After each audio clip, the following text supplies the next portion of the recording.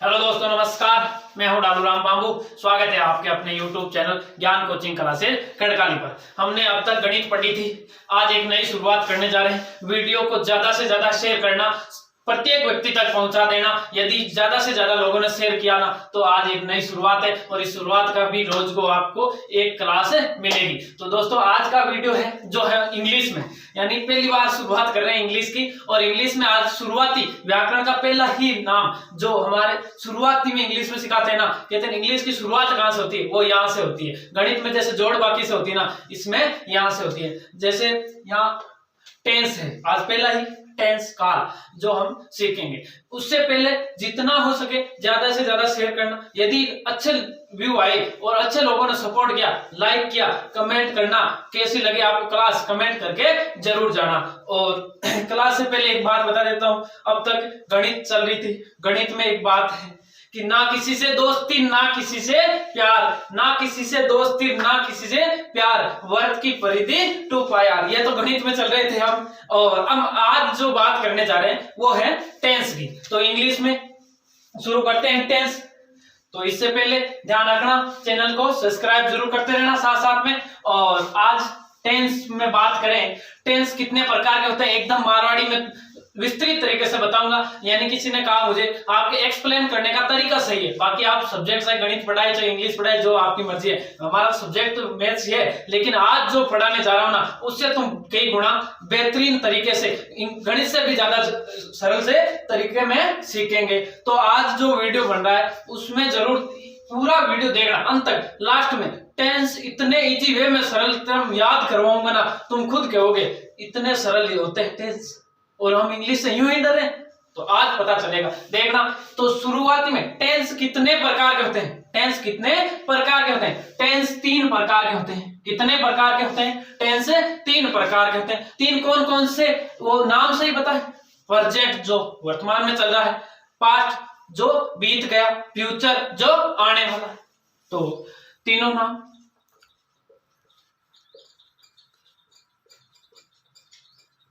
Present tense, दूसरा है past tense, और तीसरा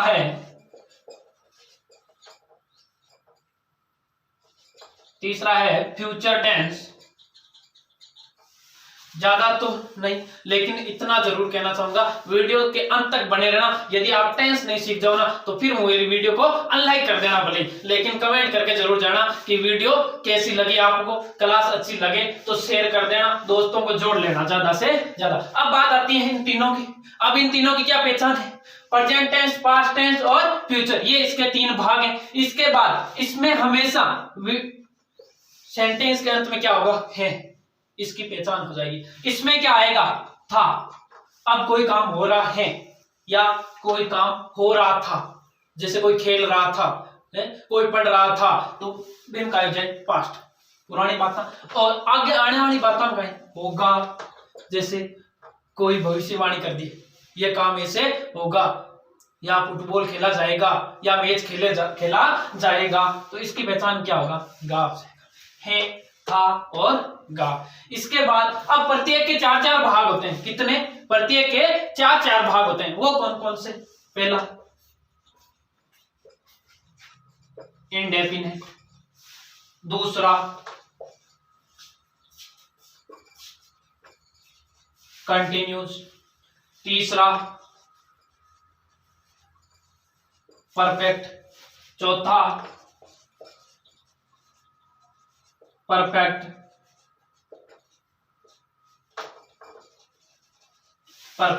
कंटिन्यूस। ये इनके प्रत्येक के 4 भाग हैं। आप प्रेजेंट की याद करने, present indefinite, present continue, present perfect, present perfect continue.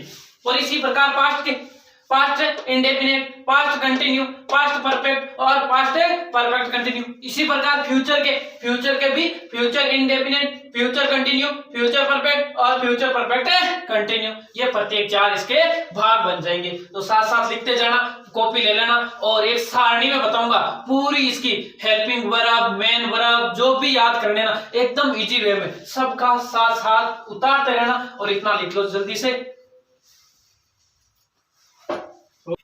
हाँ, आपने वो लिख लिया हो तो अब आगे बात करा, देखो अब आगे कहीं एक सारणी के में कंप्लीट टेंस की सहायक क्रिया, हेल्पिंग वर्ब, मुख्य क्रिया, मेन वर्ब, सब एकदम एक सारणी में सरल तरीकाओं बता दिया। यूं पहली, वो हमें देखकर मुस्कुराई यार, वर्त की परिधि 2 पाई आर। वो हमें देखकर मुस्कुराई यार, वर्त की परिधि 2 पाई आर। ये चल रहा था अपने गणित में, वो 2 पाई आर। आज वर्त की परिधि नहीं, आज इंग्लिश पढ़ रहे तो यहाँ साथ साथ समझते जाना। देखो क्या, सब पहली बात कर ले हिंदी में, यानी पहली हिंदी में काई पहचान हुआ है। हिंदी में पहचान एक बार समझ आओ, बाद में इंग्लिश में भी चर्चा साथ साथ करिए। तो देखो पहली ता या ती, ठीक है, पास्ट में भी ता और फ्यूचर में गा, फ्यूचर में कोई काम होगा, ठीक है। अब ता ती, अब कंटिन्यू इंडेफिनिट में काई पहचान है, ता ती प्रेजेंट वास्ते, पास्ट के लिए ता और फ्यूचर के लिए गा और कंटिन्यू के लिए रहा है, कोई काम हो रहा है जैसे तो रहा है। बी के बाद में परफेक्ट, परफेक्ट कोई काम परफेक्ट हो चुका है, यानी कोई चुका,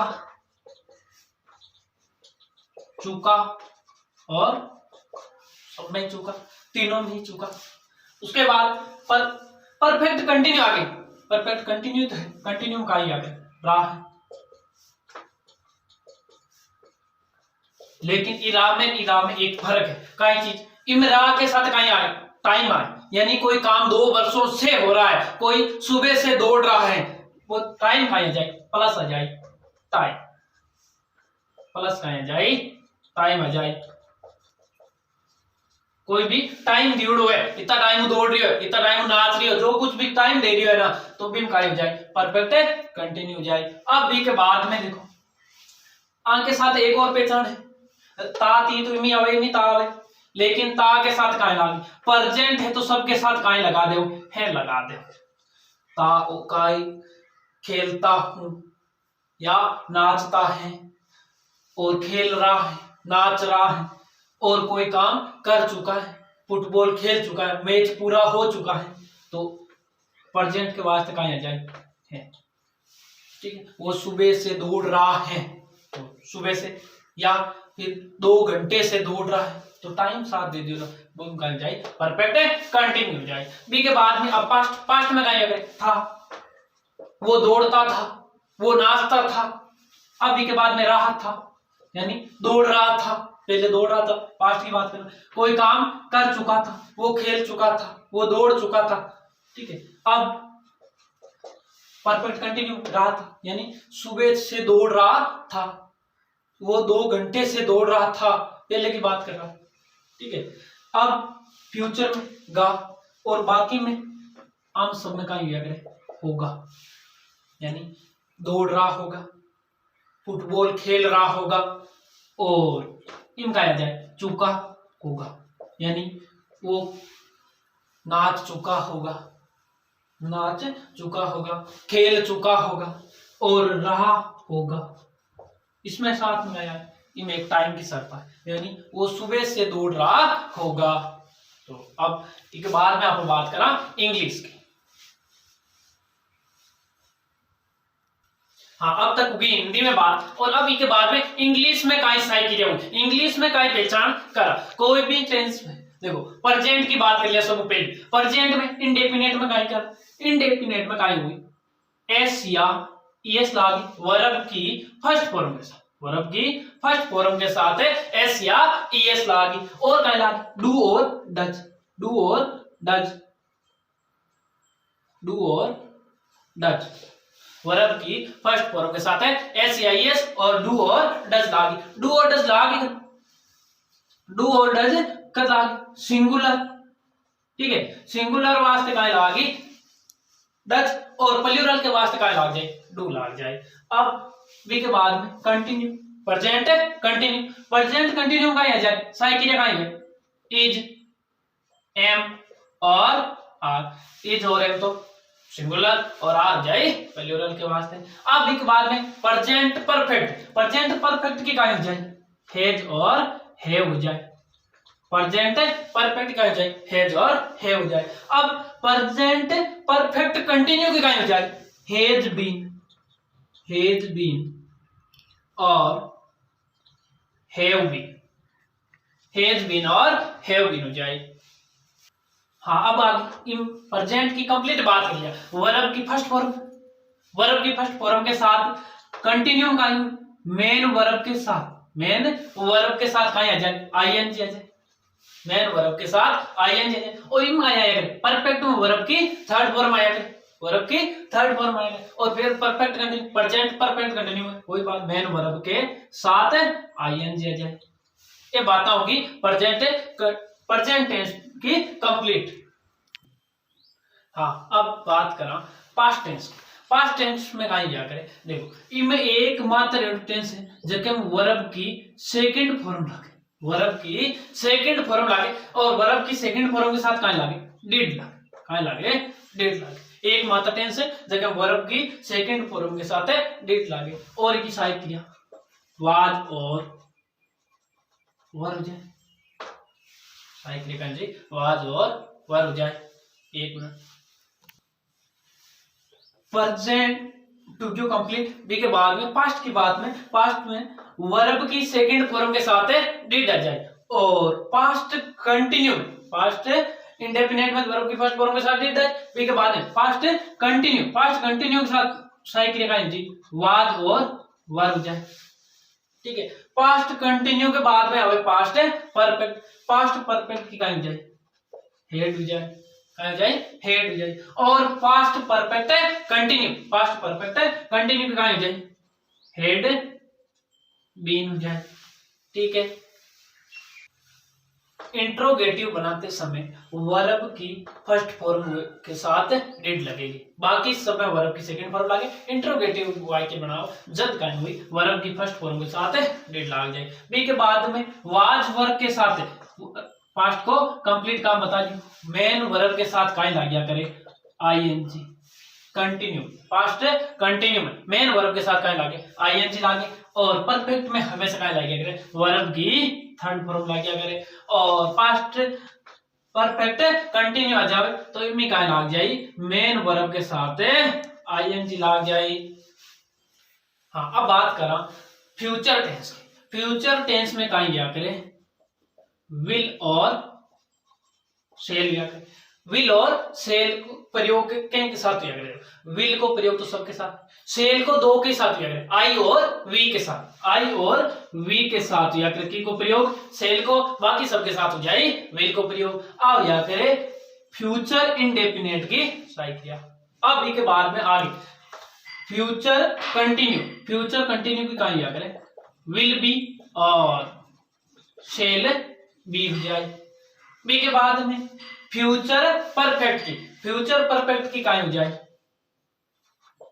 विल हैव और शैल हैव। साथ साथ उतारता रहियो, वीडियो ज्यादा ज्यादा शेयर करता रहियो। और देखने वाला सब ज्यादा रिक्वेस्ट है कि लाइक जरूर कर दीजिए। और यदि नहीं बढ़िया आवे ना, पसंद नहीं आवे ना, अनलाइक कर दीजिए। तो मैंने भी पता चले कि इंग्लिश और पढ़ानी है या आप एक बार हुई राम राम कर लिया तो देख लीजिए। साथ साथ बढ़िया लागे शेयर करता रहिए और चैनल ने सब्सक्राइब जरूर करता रहिए। बी के बाद में देखो इंडेफिनिट की विल सेल आएगी, कंटिन्यू की विल बी सेल भी आएगी, परफेक्ट की विल हैव और सेल हैव आएगी। बी के बाद में present future perfect continue, future perfect continue की will have been, will have been और सेल हैव बीन आ जाए। बी के बाद में क्या करा, अब इनमें तो फ्यूचर इंडेफिनिट है, वर्ब की कहा जाए फर्स्ट फॉर्म, इनमें कहा आ जाए मेन वर्ब के साथ आईएनजी आ जाए। और फिर परफेक्ट है, परफेक्ट में हमेशा वर्ब की थर्ड फॉर्म आया करे। बी के बाद में फ्यूचर परफेक्ट कंटिन्यू है तो एक मेन कहा आ जाए, मेन वर्ब के साथ आईएनजी आ जाए। तो ओ जो आपके टेंस को एक चार्ट क्लियर और जरूर उतार लीजिए, 1 मिनट कंप्लीट देख लीजिए और वीडियो रोक पर उतार लीजिए। हाँ, अब बात करा आप कोई वाक्य क्या बनाओ। अब अपन हेल्पिंग वर्ब समझ ली, मेन वर्ब लगानी समझ ली, सब टेंस की समझ ली, लेकिन आप वाक्य क्या बनाओ। कोई वाक्य बनाओ वास्ते सब पहले क्या लिखा करा, सब्जेक्ट लिखना है। बी के बाद में क्या लिखा, हेल्पिंग वर्ब लिखा, सबकी हेल्पिंग वर्ब एक इजी वे में याद करवाई थी, ठीक है। बी के बाद में मेन वर्ब लिखा और बी के बाद में ऑब्जेक्ट लिखा, ठीक है। बी के बाद में नहीं, यदि कोई नेगेटिव वाक्य बनाओ, यदि कोई नेगेटिव वाक्य बनाओ तो नेगेटिव वाक्य के वास्ते क्या किया करा, हेल्पिंग वर्ब और मेन वर्ब के बीच में क्या लगा दिया करा, नोट लगा दिया करा। हेल्पिंग वर्ब और मेन वर्ब के बीच में नोट लगा दिया करा। और यदि कोई इंट्रोगेटिव वाक्य बनाना है तो क्या किया करा, सब्जेक्ट और हेल्पिंग वर्ब ने आपस में चेंज कर दिया करा, यानी हेल्पिंग वर्ब पहले लिख दिया करा और सब्जेक्ट सेकंड नंबर पर लिख दिया करा। तो इस साथ ही आज को वीडियो इतना ही, और दोस्तों जितो हो सके ज्यादा सपोर्ट करता रहियो और बढ़िया लगे लाइक करता रहियो। यदि अच्छो फैल गयो ना वीडियो तो अगली क्लास में ये बढ़िया ले आवा और एक प्रत्येक वाक्य के बारे में चर्चा करा। तो जय हिंद।